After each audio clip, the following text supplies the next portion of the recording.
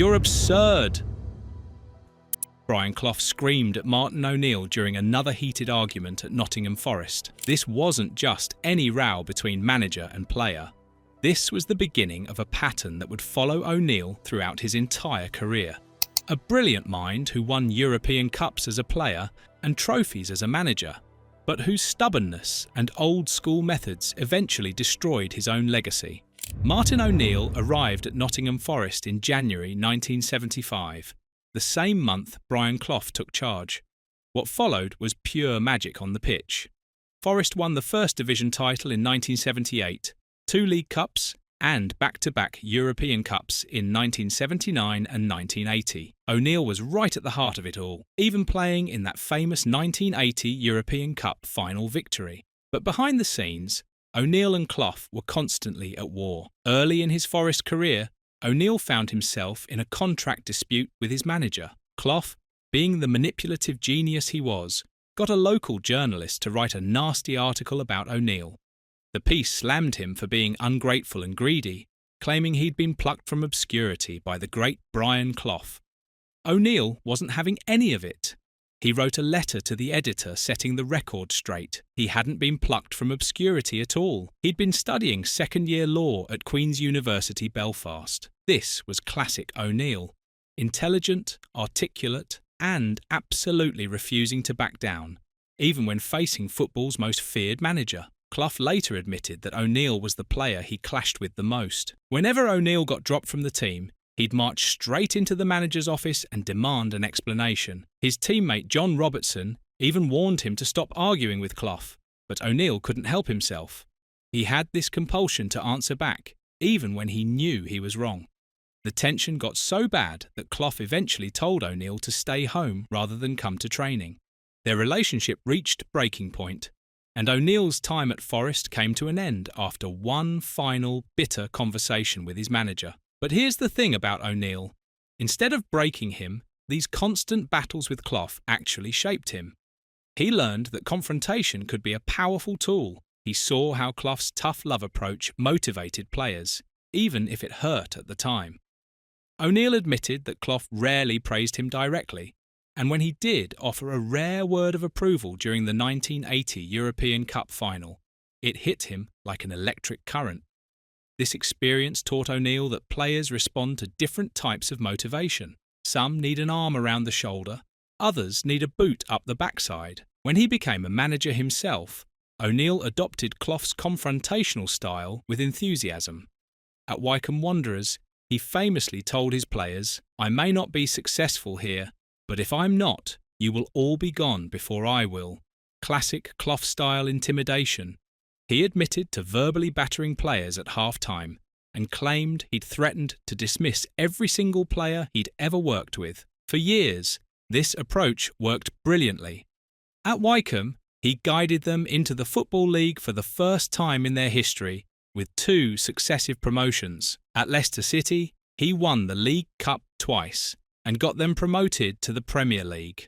His greatest success came at Celtic, where he's still regarded as their most successful manager since Jock Stein. 3 Scottish Premier League titles, 3 Scottish Cups, 1 League Cup, and a UEFA Cup final appearance in 2003. Jackie McNamara, who played under O'Neill at Celtic, summed up his impact perfectly. Nobody dares to mess him around. O'Neill commanded respect through fear and motivation. He was old school in every sense. He'd delegate training to his assistants, was relaxed about players drinking alcohol in their spare time, and preferred a high-energy, kick-and-rush style of play with a big man and little fella combination up front. But football was changing, and O'Neill wasn't keeping up. By the time he returned to Nottingham Forest in January 2019, his methods had become outdated. What had once motivated players now just annoyed them. His 5-month stint at Forest was an absolute disaster that exposed all his weaknesses as a modern manager. From the moment he walked through the door, players didn't enjoy working with him. The atmosphere deteriorated rapidly. His training methods were described as uninspiring, lacking any tactical clarity. He put the squad through punishing pre-season runs that just made everyone miserable. The dressing room was in revolt. players grew to dislike his ideas and held little hope for a successful season. Several incidents highlighted just how badly things had gone wrong. When Adlen Guediora was left out of Algeria's squad, ONeill was absolutely livid. After a heated dressing room confrontation, Guediora never started another game under ONeill. Then there was João Carvalho, Forest's £13 million record signing. ONeill demanded total control over transfers and was prepared to walk away if he didn't get it. This pattern reached its peak during his time at Aston Villa. ONeill splurged £45 million net. Players like Brad Friedel, James Milner and Carlos Cuellar contributed greatly, but others like Steve Sidwell, Luke Young and Nicky Shorey barely featured. Despite this massive spending, Villa still finished 6th. His fourth and final season saw another £22 million spent. Stuart Downing cost £10 million and was described as by no means a bargain. Richard Dunn cost £6 million, James Collins arrived on deadline day, and Stephen Warnock cost £8 million. All decent players, but it showed a distinct lack of planning in the transfer strategy. ONeill's approach was heavily criticised for being too focused on English players, leading to overpaying for Premier League quality players who weren't quite Champions League standard. Meanwhile, he sold promising young players like Gary Cahill for modest prices, missing out on their future value completely. The 2008 stock market crash changed everything. Lerner was no longer willing to bankroll huge spending sprees. By 2010, he told ONeill he'd need to operate a sell-to-buy policy. The club reported a record pre-tax loss of £46 million, with wages escalating to £71 million. Net debt had grown to £122 million. The final straw came when James Milner was sold to Manchester City, and ONeill realised he wouldn't be able to reinvest most of the money. 5 days before the new season started, he resigned. His legacy at Villa was an incredibly high wage bill and crippling debt that hampered the club for years. ONeill's problems weren't just tactical or financial. His public comments occasionally revealed how out of touch he'd become with modern society. In March 2016, he faced criticism for sexist comments about players' female partners.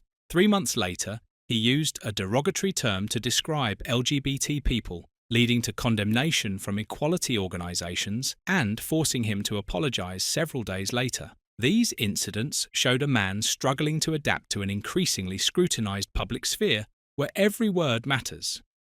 Yet despite all these failures and conflicts, Martin O'Neill's legacy remains impressive. As a player, he won European Cups and captained Northern Ireland at the 1982 World Cup. As a manager, he guided clubs like Leicester and Celtic to major trophies and led the Republic of Ireland to Euro 2016 qualification. At 73, ONeill has found peace in media work. He co-hosts the Football Authorities podcast with Clive Tildesley, offering perspectives from his unrivalled lived experience rather than focusing on transfer speculation or match analysis. His transition into punditry shows that his strengths, which became less effective in modern club management, are perfectly suited to the analytical world of media. ONeill represents a bridge between different eras of football. He embodies the demanding, charismatic leadership of the past, while struggling to adapt to present realities. His career is a compelling narrative of resilience and ambition, but also of someone whose greatest strength became his greatest weakness. The man who once challenged Brian Clough and won European Cups couldn't quite master the art of evolution. His story proves that in football, as in life, the ability to adapt is often more important than raw talent or past success.